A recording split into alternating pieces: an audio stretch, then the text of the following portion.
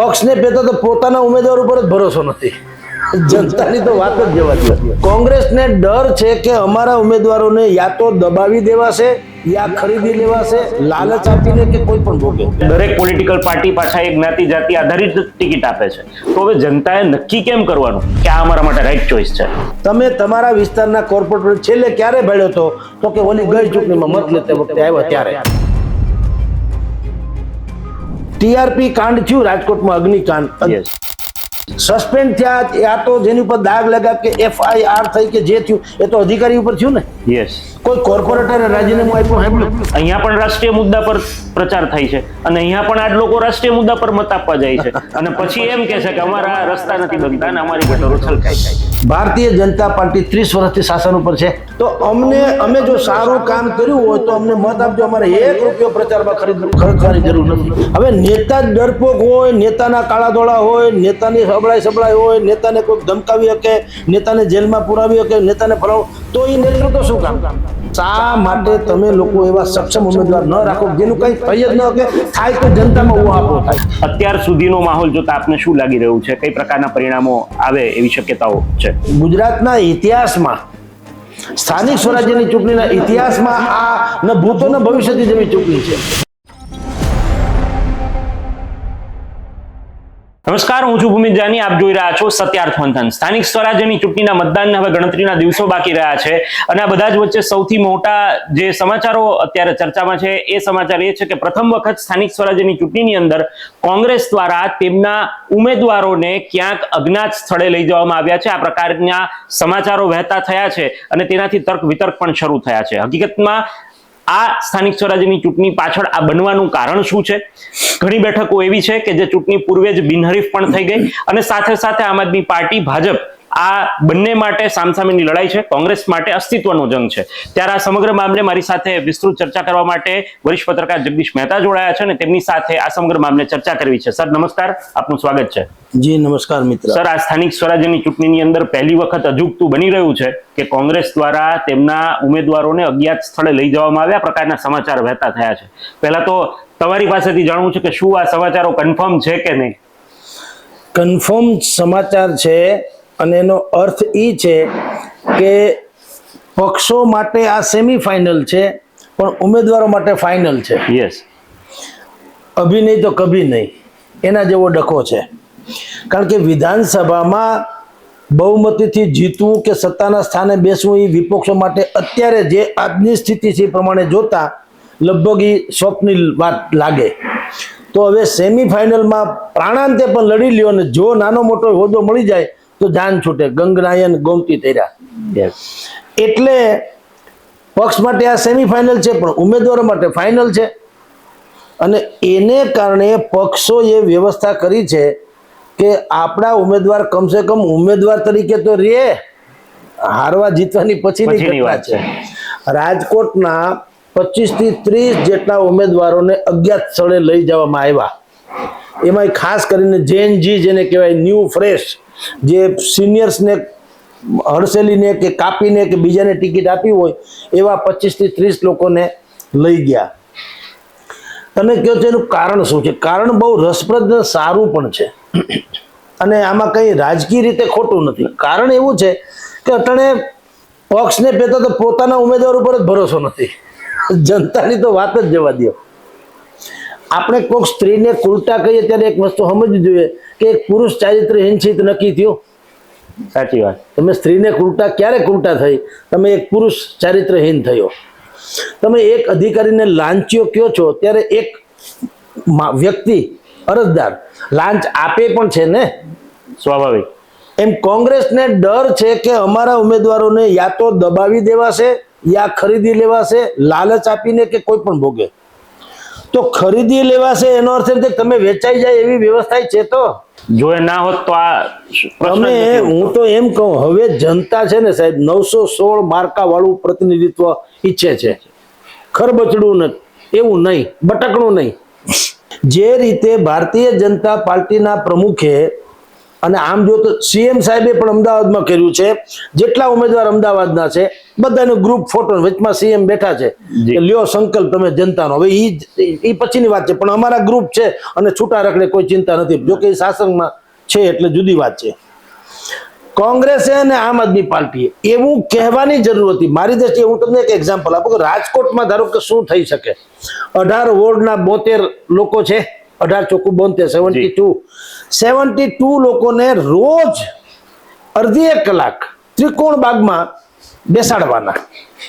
આ ચૂંટણીના ફોર્મ પાછા ખેંચી, એટલે હમણાં હવે આજ તો છેલ્લો દિવસ છે, પણ ફોર્મ ભર્યું ત્યારથી આજ સુધી 2-3 દિવસ કે આ રહ્યા ત્રેવડ હોય તો ખરીદી લ્યો, હાલો આ રહ્યા તમારી સામે. અને કાંઈ અમારે મોનિટરિંગ કરવાની જરૂર નથી, કારણ કે અમે પસંદ જ એવા લોકોને કર્યા છે જેને કઈ લોચો નથી લઈ લેવો. ખરીદાય કોણ જાય? જેને કંઈક જોતું હોય તે. હવે જે સેવા કરવા જ આવ્યા હોય એને ખરીદવાનો ક્યાં પ્રશ્ન છે? ઉભો જ નથી થતો પ્રશ્ન. જનતાની સેવા જ કરવી છે તો પછી મુદ્દો ક્યાં આવે? પણ નહીં, એવું નથી. ડખા છે મોટે પાયે.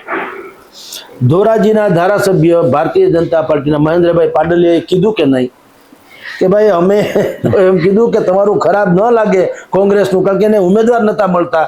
એ આક્ષેપ સાચો ખોટો રામ જાણે, પણ એમાંથી એક અર્ધ સત્ય તો બહાર આવી ગયું. જે કોંગ્રેસ વાળા કહે છે અને આમ આદમી વાળા કહે છે એકબીજાને અરસપરસ. આમ આદમી ને કોંગ્રેસ એકબીજા માટે શું શબ્દ, આ ભાજપની બી ટીમ છે, બે. હવે સાચું કોણ એ રામ જાણે. પણ એ બે જે કહે છે, તો મહેન્દ્ર પાડલિયાએ શું કીધું કે કોંગ્રેસને ઉમેદવાર નતા મળતા એટલે અમે કીધું આલ્યો ભાઈ થોડાક અમારા, બસ તમે ફોર્મ તો ભરો, ખરાબ ન લાગે. હવે એ ભારતીય જનતા પાર્ટી આપ્યા હોય એ કોંગ્રેસને વફાદાર હોય? જો એ વાત સાચી છે તો ક્યાંથી હોય? સાચી હોય તો. એટલે સ્થિતિ આ છે. કોંગ્રેસે દાહોદમાં તમે જુઓ, દાહોદના ધાનપુરના પીપેરા, એ તો આખા ગુજરાતમાં એક આઇકોનિક વાત બની ગઈ. પીપેરા જિલ્લા પંચાયતની બેઠક હતી, તો ભરતસિંહ વાખડા એ તો ભારતીય જનતા પાર્ટી, અમે ધારાસભાની 2 ચૂંટણી લડી ચૂક્યા છે ધારાસભાની, અને ખાસા મતે બચ્ચું ખાવડ સામે એક વખત 30-32 હજાર, એક વખત 54,000 મત લઈ ગયા હતા.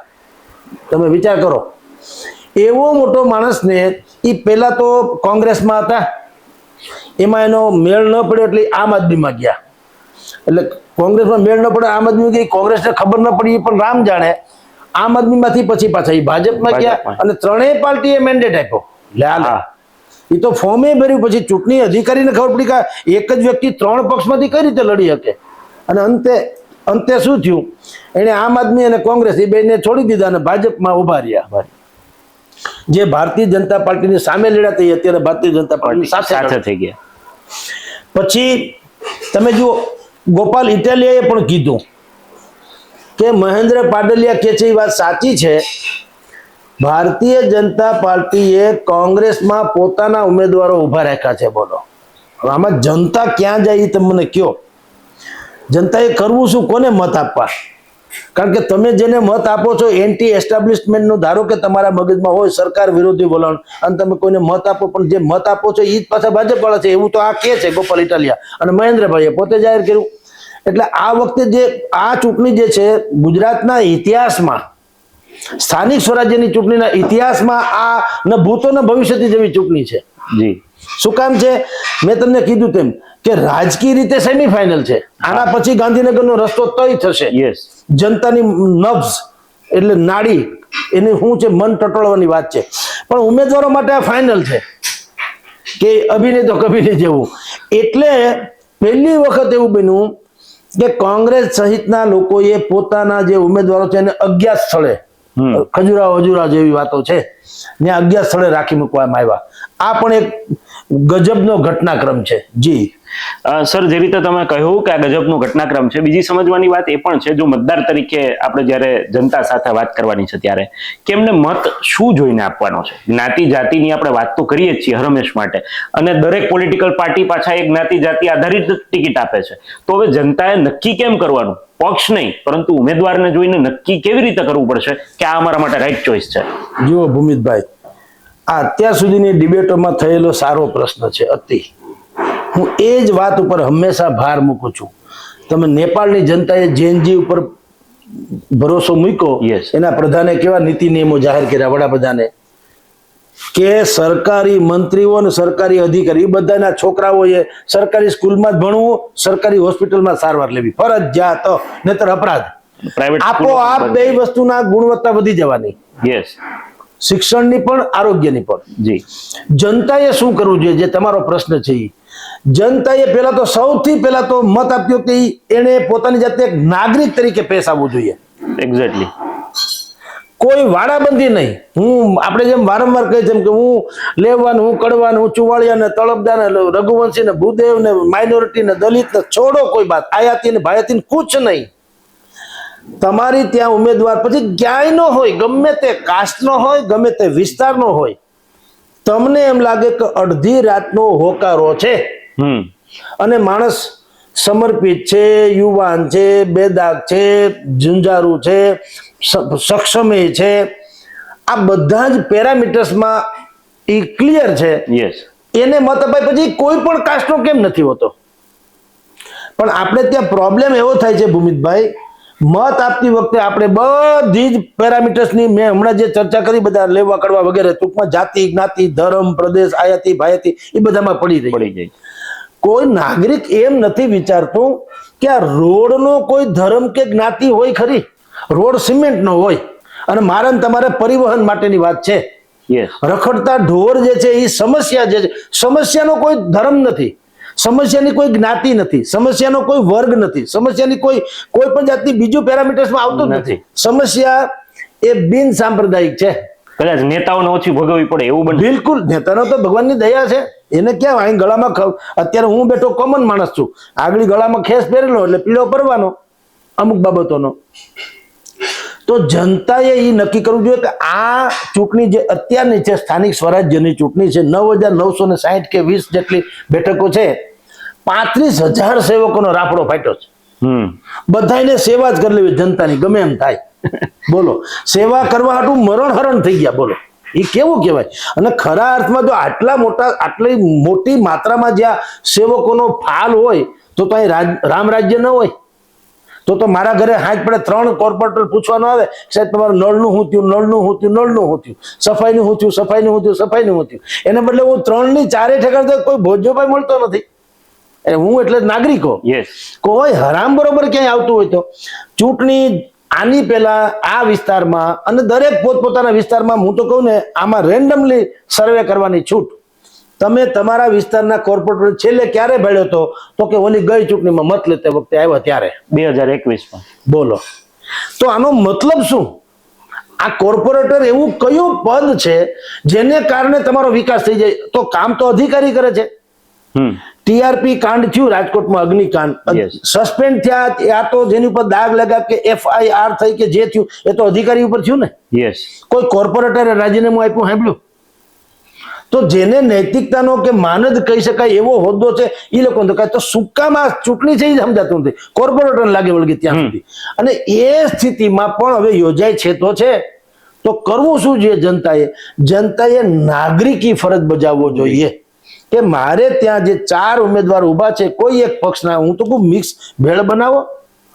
તમે એક કોંગ્રેસ, એક આમ આદમી, એક ભાજપ, એક જેવા તેવા, તમને સારો માણસ હોવો જોઈએ ટૂંકમાં. અને બેઝિકલી સારો, મારો પોતાનો નહીં, કે ઓફિશિયલી આ માણસ જે છે એ કંઈક કામ કરી શકે. જેમ હું તમને દાખલો આપું, રાજકોટમાં અતુલ રાજાણી કોંગ્રેસનો, હવે કોંગ્રેસનો યુવાન ચહેરો છે, 108 ની છાપ છે કે નહીં? ચોક્કસથી. અને તમે ગમે તેને પૂછો, એમાં કઈ છે નહીં, કઈ ખામી નહીં. તમારે ફોન કરો એટલે એનો જવાબ આવે, કામ થાય તો કરી દે, ન થાય તો કરી દે, હા કે ના. પણ ક્યાંય ઉટપટાંગ નહીં કે ફોન નથી ઉપાડતો, એવી કોઈ વાત નહીં છે ને. વાત હકીકત છે ને. તો તમે સારો માણસ છે તો તમે ભલે કોઈ પણ આઈડિયોલોજીને માનતા હો. ઘણા શું કે અમારી વિચારધારા 100% પક્ષ સાથે છે. એટલે ભાઈ આ વિચારધારાની ચૂંટણી પણ ક્યાં છે? આ ચૂંટણીમાં એવું નથી પૂછ્યું કે તમારી વિચારધારાને મત આપો, અરે તમારી સમસ્યાને મત આપો. પણ અત્યારે સર એવું થાય છે, જ્યારે નાગરિકની આપણે વાત કરી છે ત્યારે દર્શકો પણ વાત સ્વીકાર છે. અહીંયા પણ રાષ્ટ્રીય મુદ્દા પર પ્રચાર થાય છે અને અહીંયા પણ આ લોકો રાષ્ટ્રીય મુદ્દા પર મત આપવા જાય છે અને પછી એમ કહે છે કે અમારા રસ્તા નથી બનતા અને અમારી ગટરો છલકાય છે. એનું કારણ એ છે કે આમાં ગોડાઉનમાં માલ જ નથી, શોકેસમાં મૂકવું હું. મોટી સમસ્યા એ છે. મોટી. કોઈ કોર્પોરેટર છાતી ઠોકીને કહી દે કાંઈ છે ખરું? અહીંયા તમે વિચાર, ઢંઢેરા પર એવા જ બધી રેવડીબાજી જેવા, 2000 તમને, 2000 મહિલાને, 2000 ફલાણા, એટલે ક્યાંથી કાઢશો કાવડિયા? આ તો આલિયાની ટોપી માલિયા માથે ને આલિયા ઉઘાડા માથે. એટલે આ ભલાણામાં તમારે રેવડી, જો ભારતીય જનતા પાર્ટી 30 વર્ષથી શાસન ઉપર છે, તો હવે તો એને એમ કેવું જોઈએ ને કે 1 રૂપિયો પણ હું આ રેવડીબાજી કરી તમારો દીકરો, મેં 30 વર્ષમાં સેવા કરી તો 30 વર્ષ હોય ને, એમને પાગલ તો છે, ધોડીને તો ચડી નથી ગયા ગાદી ઉપર. તો અમે જો સારું કામ કર્યું હોય તો અમને મત આપજો, અમારે 1 રૂપિયો પ્રચારમાં ખર્ચવાની જરૂર નથી, કાં કોન્ફિડન્સ નથી. એવી રીતે કોંગ્રેસ અને આમ આદમી પાર્ટી એને પણ બ્લુ પ્રિન્ટ એવી, જે તમે ભારતીય જનતા પાર્ટીને કોસો છો એટલે કે એને પ્રહાર કરો છો, એની ઉપર એના વાંક કાઢો છો, એના કરતા ઠીક છે વાંક કાઢ્યો એ, તમે એમ કહો કે ભાઈ અમે આવશું તો એવું આ પ્રકારનું કામકાજ કરશું ને, એ એવી વાત હોવી જોઈએ કે જનતા સ્વયં તમારીમાં ઉલટી પડે કે ભાઈ તમને જ મત અપાય. અત્યારે થાય છે કેવું, તમે જેમ કીધું મુદ્દા છે નહીં એટલે રોજગારી, તમે વિચાર કરો, બેરોજગારીથી માંડીને બધી વાતો કરે, પણ કોર્પોરેશનની ચૂંટણી છે એમાં તમે બેરોજગારી કઈ રીતે ઘટાડે કહો? રાજ્ય સરકારની વાતો છે એ. એક્ઝેક્ટલી. એટલે જે વસ્તુ અપ્રસ્તુત છે, યા તો પછી આડા ટેડા નિવેદનોની ચર્ચા થાય, જેમ કે આપણે અમરેલીના કાકડિયા જે છે, જેવી કાકડિયા, એના ધર્મપત્ની શ્રી ગઈકાલે બોલી ગયા, ધારગણી બેઠક ઉપરની ઉમેદવારની વાત હતી, માવીસિંહ બાપુ કરીને કોઈ જ્યાં લડી રહ્યા છે, તો એણે શું કીધું પત્રકારોની સન્મુખ કે ભારતીય જનતા પાર્ટીએ વિધર્મીઓને ખતમ કરવાનું જે આખું આહવાન કર્યું છે તો આપણે એને ખતમ, એટલે ભલા માણા વિધર્મીનું નહીં આતંકીનું. વિધર્મીને ખતમ ક્યાંથી કરશો? હિન્દુસ્તાન તો તમારી જાણ ખાતર આમાં વિવિધતામાં એકતાનો દેશ છે, અને વિધર્મી એટલે આપણે જે માન્યતા છે એ નહીં, વિધર્મી એટલે મુસલમાન નહીં, કેવળ મુસલમાન નહીં, જે હિન્દુ ધર્મના નથી તે વિધર્મી. તો ક્રિશ્ચને આવી જાય, શીખે આવી જાય ને જૈને આવી જાય. જૈન ક્યાં પોતાને હિન્દુ કે છે? એ પોતાને અલગ ધર્મ કે છે ને. તો આ હંધાઈને ખતમ કરી નાખશો તો ક્યાંથી મેળ પડે? પણ બોલવા જાય, આમાં શું છે, કરવા ગયા કંસાર થઈ ગઈ થૂલી. તમે જે બોલવા જાવ છો એ એમ જ બોલ. પછી એને કીધું ખરું, જુઓ ને કાશ્મીરમાં કેટલા આતંકી હુમલા થયા, તો એ તો વાત હકીકત છે. તમે એમ કહો કે આતંકવાદ ને ખતમ કરવા, તો કઈ વાંધો નથી, કારણ કે આતંકવાદનો કોઈ ધર્મ બરમ ન હોય, એની બધી વ્યાખ્યાઓ છે. પછી બહુમતી ખેવાસી જવા દો, પણ એ શબ્દ પ્રોપર હતો આતંકવાદ, એને બદલે એને શું કીધું વિધર્મી. એવી રીતે ભાઈ ખડગેએ શું કીધું કેરળમાં, RSS અને ભારતીય જનતા પાર્ટી બે સાપ અને વીછું જેવા છે. એટલે મુસલમાનને મારી વિનંતી છે કે તમે નમાઝ પડતી વખતે પણ પેલા નમાઝ પડવાનું, પછી ભલે બાકી રાખજો, પેલા આ બેને ખતમ કરો. એવું કુરાનમાં લખ્યું, એમ કરીને એને કુરાનનો હવાલો નાખ્યો. એટલે ભાઈ ક્યાં આ બધી ચૂંટણી આપણી સ્થાનિક સમસ્યાઓની, કેરળની સમસ્યાની, ક્યાં રાજકોટ, અમદાવાદ, જુનાગઢ, વડોદરા, સુરત, મુંબઈ એની સમસ્યા, અને ક્યાં આ બધી બાબતો? કારણ કે મુદ્દા કોઈ પાસે છે નહીં. કુવામાં હોય તો હવેડામાં આવે ને. બીજું એવું પણ છે કે લોકોને પણ આવા જ મુદ્દાઓ પર ગમે છે, એમને લોકલ મુદ્દા પર કોઈ વાત કરે તો એ પણ નથી ગમતું, એવી પણ એક વાસ્તવિકતા છે. લોકો હવે એન્ટરટેનમેન્ટ તરીકે લે છે, નેતાઓને સિરિયસલી લેતા જ નથી. કેનામાં કેટલી ઓછી બુદ્ધિ છે ને એનો મજાક ઉડાડીને મોજ કરે છે. વધુ બુદ્ધિ નહીં, ઓછી બુદ્ધિ કોનામાં છે? આ એના કરતા વધુ ઓછો બુદ્ધિશાળી, આ એના કરતા વધુ ઓછો બુદ્ધિશાળી, હાલો મજા કરીએ એમ. એનું કારણ છે હવે જનતા ભયંકર જાગૃત થઈ ચૂકી છે, અને ડ્યુ ટુ સોશિયલ મીડિયા. કારણ કે 12 માસ 24 કલાક આ તમારા ખીચામાં કે હાથમાં જ છે. તમે બસમાં બેસીને પણ તપાસ કરી શકો, જોઈ શકો, તમે બાથરૂમમાં જોઈ શકો, વાંચી શકો, લખી શકો, તમારે જે કરવું છે. ટીવીમાં તો કમસે કમ બેહવું તો પડે ને ટીવી સામે. હવે કોઈને અત્યારે આવું પસંદ નથી. ચંચળ મને થઈ ગયું છે, ચંચળ તને થઈ ગયું છે. તન ને મન બે ચંચળ છે. હાલતા ચાલતા કંઈક થતું હોય તો તમે જોઈ શકો છો. તમે બસમાં બેઠા છે તો તમે કોઈ માણસ એકબીજા વાત નહીં કરે, બધા મોબાઈલમાં પડ્યા રહેશે, તો મોબાઈલમાં દુનિયાભરની વાત હારી માઠી બધી આવે. જનતા થઈ ગઈ જાગૃત. બધાને ખબર પડી ગઈ કે કોર્પોરેટરની શું હેસિયત છે, ધારાસભ્યની શું હેસિયત છે, સંસદ સભ્યની શું હેસિયત છે, મિનિસ્ટરની શું હેસિયત છે. તમે સાંભળો, અહીંયા જેટલા અત્યારે 26 જેટલા મંત્રી છે ગુજરાતમાં, 8-10 ને બાદ કરતા કોઈને નામે ખબર નથી ને, ખાતું ખબર નહીં હોય. ખાતું હું છે, નામ રાજા રામ જાણે. કોઈએ માગણી કરી ફલાણાભાઈ મંત્રી જે હોય બધા 2-3 જણાને કે હર્ષસંઘવી ને કે ભૂપેન્દ્રભાઈ, હર્ષસંઘવી ભૂપેન્દ્રભાઈ, ત્રીજું નામ તો ભગવાનની દયા. તો સવાલ એ છે કે જનતા આવા તમે જેમ કહો છો આવું સાંભળવા ટેવાય નથી ગઈ. જનતા તમારા વામણાપણાને નાપી રહી છે કે વાહ આનામાં બુદ્ધિનો છાંટો નથી, આ ઈથી વધારે અકલમટા, આ ઈથી વધારે અકલમટા. જુઓ કોઈ પાસે કાંઈ છે. નહીતર કોર્પોરેટરની ચૂંટણી હોય અત્યારે કોર્પોરેશનની, તો એક કોર્પોરેટર આપણા વિસ્તારનો હોય, ધારો કે એ એમ કહી દે કે ભાઈ હું કોર્પોરેટર છું, માનો જીતું તો, પણ એક વાત નક્કી, સૌથી મોટી સમસ્યા તમારી એક તો મોટા ભાગે સમસ્યા હોય છે સફાઈ કામને, Yes. સફાઈની, રાઈટ? તો હું દર અઠવાડિયે ચેકિંગ કરીશ અને ક્યાંય પણ કચરો જ્યાં પણ લીગલી આવતો હશે ત્યાં ખાડા, કોઈ અંતરિયાળ વિસ્તારમાં નહીં, પણ એ મોનિટરિંગ મારું, તમારે આ મારો નંબર છે, મને ફરિયાદ કરજો. અને મારો આ ઓફિસ કોર્પોરેટરની પોતાની ઓફિસ કા નથી હોતી, મત લઈને તમે જીતી તો જાઓ છો, Yes. તમારી ખુદની કોઈ ઓફિસ નથી, પાછું અમારે જવું પડે કોર્પોરેશનમાં કમિશનરને અને અધિકારીને ફરિયાદ કરવા, અમારે અહીંયા ફલાણું છે ઢીકણું છે. તો કોર્પોરેટરનું શું કામ છે? જનતાએ મ્યુનિસિપલ કમિશનર સુધી જવું ન પડે અને કોર્પોરેટર થકી બધું પતી જાય, એના ઉમેદવાર જનસેવક અને એટલા માટે જ સ્થાનિક સ્વરાજ્ય નામ આ આપેલું છે શબ્દ આપણે. શું છે? નગર સેવક. Yes. હવે આખું નગર તો એવું ને એવું છે, સેવક ક્યાંય મળતા નથી મતને બાદ કરતા. એટલે તમને કહું, આ રાજનીતિ છે, નીતિ રાજ નથી. Exactly. નીતિનું રાજ જ નથી, આ રાજની નીતિ છે. એટલે ગમે everything is fair and war and love. Sir, ગમે કોઈ જીતી જાઓ. નીતિની વાત કરીએ એટલે પ્રશ્ન એ પણ આવે છે કે આમ આદમી પાર્ટી, એમના નેતાઓ પણ સતત આક્ષેપ કરતા આવે છે કે અમારા નેતાઓને ખોટી રીતે પોલીસ તેમના પર કેસ દાખલ કરે છે, ખોટા કેસ દાખલ કરે છે, અટકાયત કરે છે, અને અમે ચૂંટણીની અંદર અમને ડરાવા ધમકાવવાનો અમારા કાર્યકર્તાઓ સાથે પ્રયત્ન થાય છે. અને બીજી બાજુ કોંગ્રેસે પણ આપણે વાત કરીએ કે અજ્ઞાત સ્થળે એમના ઉમેદવારોને લઈ જવા પડ્યા. તો એક વિપક્ષ તરીકે આ બંને પાર્ટીઓ જ્યારે આ વાત કહેતી હોય તો ખરા અર્થમાં શું સત્તા પક્ષ સામે અથવા તો સરકાર કે તંત્ર સામે આ મુદ્દે સવાલ ઉઠે એ વ્યાજબી છે ખરા? હું એમ કહું છું કે ઉમેદવારો એવા કેમ ન હોય, કારણ કે તમે ચૂંટીને મોકલો છો, નેતૃત્વ કરવા મોકલો છો ને, કે ભાઈ આટલા હજાર નાગરિકો એનો આ નેતા. યસ. હવે નેતા જ ડરપોક હોય, નેતાના કાળા ધોળા હોય, નેતાની સબળાઈ હોય, નેતાને કોઈ ધમકાવી શકે, નેતાને જેલમાં પુરાવી શકે, નેતાને ફલાણું, તો એ નેતૃત્વ શું કામનું? તો તમને ખબર જ છે કે શાસક પક્ષ આવું કરે છે, તો તમે એવા જ લોકોને ઉભા કેમ નથી રાખતા જે કોઈના બાપથી ફાટી ન પડે? અથવા સરકાર પણ એવાની અમે એક્શન લેતા પહેલા 10 વખત વિચારે, એવું કાં નથી થતું? યસ. સવાલ એ જ છે સાહેબ કે તમારે શું કરવું છે? રોટલિયા ભગત જેમ તમારા કોર્પોરેટર ચૂંટાઈ જવા જોઈએ, કોર્પોરેટર ગમે એવો હોય, એ ચૂંટાઈ જાય એટલે અમે અહીંયા હું હળી હંચો કરીએ, એમ નહીં. આ સમાજમાં કે સારા માણસોની તાણ થોડી છે. હું તમને દાખલો વારંવાર અનેક ચેનલોમાં મેં આપ્યો, પણ હું એક જનતા સમજે એટલે કહું છું. યસ. તમે ભીખુદાનભાઈ ગઢવીને ઉભા રાખો તો શું સરકાર એનું કરી લે? મને કહો. અને કરી લે તો જનતા હાહાકાર મચાવે કે નહીં? સ્વાભાવિક. તો અહીંયા કેટલા સંપ્રદાય, સ્વામિનારાયણ સંપ્રદાય છે, વૈષ્ણવ સંપ્રદાય છે, બાકીના પણ બધા છે, ચારણ સંપ્રદાય, એમાં જે મોગલાઈ આપણેથી માંડી અને સોનલાઈ સુધીના બધા લોકોનો આપણે બધા જાણીએ છીએ, એટલા બધા લોકો છે. ક્ષત્રિય સમાજમાં પણ આ પ્રકારનું છે, મેર સમાજમાં દાદા વથરાજ ને વગેરે વગેરે બધા લોકો છે. તમે એની શ્રેષ્ઠમાં શ્રેષ્ઠ સંસ્થાઓ એને એમ કહો કે તમારો, કારણ કે આ સેવા સંસ્થાઓ હાલે છે તો કોઈકના દાન ધર્મથી, જી, એમાં કઈ નોકરી તો કોઈ કરતા નથી, સાધુ સંતો. તો ભાઈ તમે કોઈક સારામાં સારા માણસનું નામ આપો જેને અમે ટિકિટ આપી શકીએ, તો કોણ એને શું કામ ડરાવી શકે? મને કહો. અને શું કામ સારો માણસ ન આવે?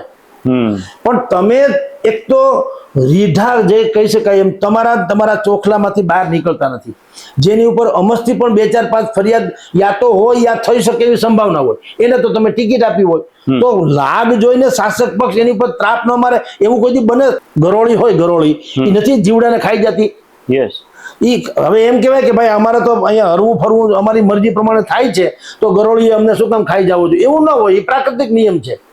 તો તમારી જાણ ખાતર શાસક પક્ષે છે તો રાજનીતિમાં ને, એ નીતિ રાજ તો છે નહીં.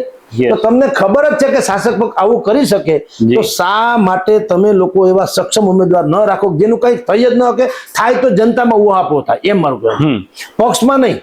તમે અત્યારે જે લોકોએ ફરિયાદ કરી, ભાઈ ગોપાલ ઇટાલિયાએ કરી છે, અમિત ચાવડાએ કરી છે, બીજા બધાએ કરી છે, એ પક્ષના લોકોએ કરી. જનતાને તો કઈ ફેર નથી પડ્યો.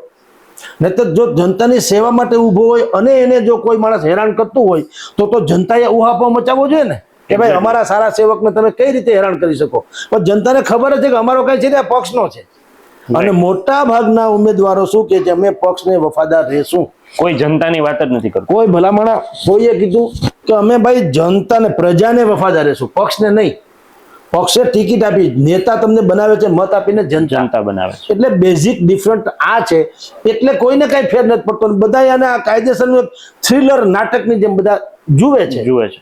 સર, રાજુ કરપડાનું ભારતીય જનતા પાર્ટીમાં જવું, આમ તો ઘણી બધી ચર્ચાઓ થઈ ચૂકી છે, પરંતુ શું ખરા અર્થમાં સૌરાષ્ટ્રની અંદર કોઈ ફરક પડશે ખરો સ્થાનિક સ્વરાજ્યની ચૂંટણીમાં આમ આદમી પાર્ટી ને કોંગ્રેસને ફટકો પડે એવી કોઈ પરિસ્થિતિ સર્જાયું ખરા?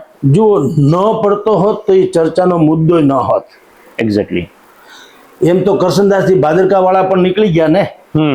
કાંઈ એની ચર્ચા આટલી ડિબેટ થઈ ક્યારેય નથી થઈ. કારણ કે એટલી અસર પડે એમ નથી જેટલી રાજુ કરપડાને કારણે પડે એવી સંભાવના છે.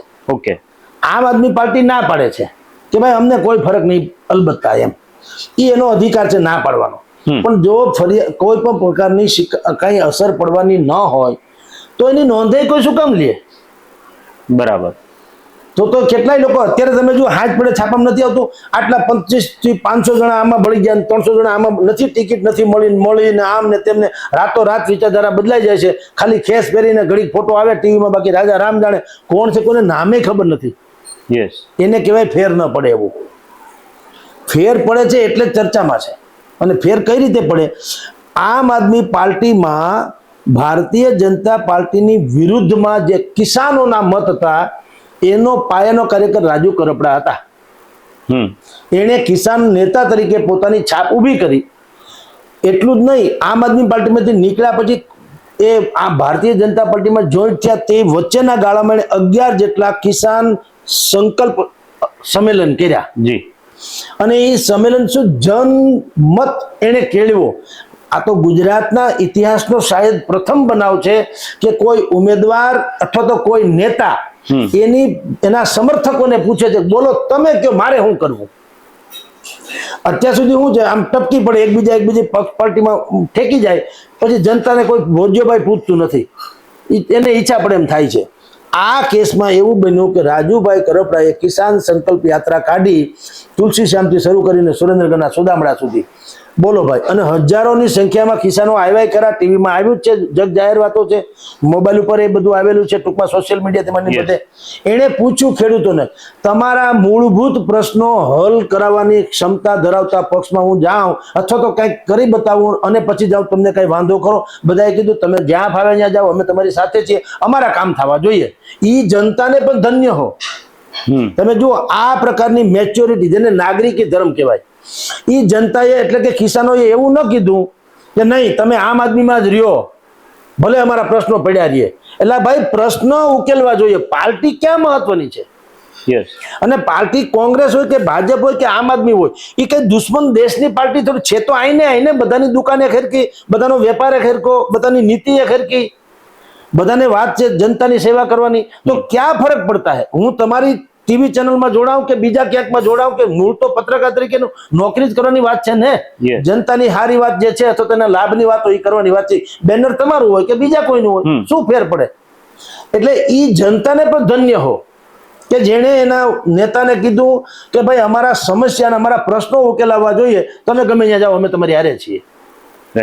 એવી નાગરિકી ધર્મ જો બધા બતાવે તો રાજુ કરપડા તો જાણીતું નામ હતું, પણ XYZ અત્યારે ભલે જાણીતું નામ કદાચ ન હોય, પણ એ સારો સમાજ સેવક હોય, બેદાગ હોય, ભણેલો ગણેલો સક્ષમ બધી રીતે હોય, એ ઉભા રહીને કે ભાઈ તમારા આખા વિસ્તારની આ સમસ્યા છે, એ સમસ્યા હું મારી રીતે પુરવાર કરવાની, મારી પાસે આટલી મારી ત્રેવડ છે બતાવવાની. એક ધારાસભ્ય હોય તો એની શું ક્ષમતા છે, મંત્રી હોય તો શું ક્ષમતા છે, કોર્પોરેટર હોય તો શું ક્ષમતા છે, કે ભાઈ મારા પ્રિવ્યુમાં આટલું આવે. કારણ કે અહીંયા કઈ કોર્પોરેટર એમ ન કહીએ કે તમે મને ટિકિટ આપો જીતાડો તો ઓલી જો હોર્મોસ સ્ટ્રીટ છે એ હું ખોલાવી દઈને તમને પેટ્રોલ જે છે ઈરાન, એવું બધું તો હોય નહીં. હવે એની પહોંચ જ નથી હોતી. પાનવાળો ઉધાર પાન ના આપે ન ઓળખતો હોય તો. એટલે એની મર્યાદામાં દરેક માણસે કહેવું જોઈએ કે ભાઈ તમે અમને મત આપશો, તમારા વિસ્તારના પ્રશ્નો હું ઉકેલી દઈશ. અને ઈ જનતા જો રાજુ કરપડાને જેમ ટેકો આપ્યો એવી જનતા હોય કે ભાઈ અમને સમસ્યાથી મતલબ છે, એના ઉકેલથી મતલબ છે, પાર્ટી કોઈ પણ હોય છે તો ભારતની ને ગુજરાતની ને.